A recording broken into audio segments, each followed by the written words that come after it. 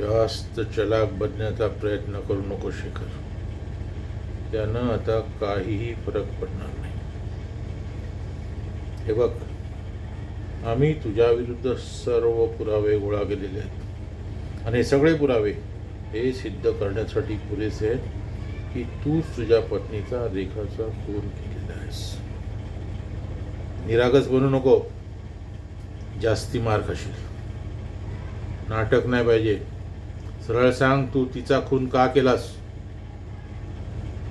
त्या पत्नीचा खून तू का केलास? हिच्यावरच्या तुझ्या प्रेमाचं ओंगळवाणं प्रदर्शन तू समाज माध्यमांमध्ये आणि इतरत्र फार नाटकी पद्धतीने करायचास. बघ, आम्हाला फक्त तुझ्या तोंडून ऐकायचंय. नाही तर आम्हाला माहिती आहे तू तिचा खून का केलास आणि कसा केलास तेही आम्हाला माहिती आहे.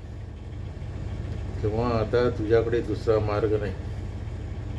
लवकर बोल. आमच्या संयमाचा अंत बघू नकोस, नाही तर दांडा तुझ्या घशात सरून तुला खरं बोलायला लावेन. आम्हाला वाट पाहायला लावू नकोस. तुला फक्त 2 मिनिटं देतो. 3ऱ्या मिनिटाला तुला टायरमध्ये उलटा लटकावीन आणि मग 3rd डिग्री चालू होईल.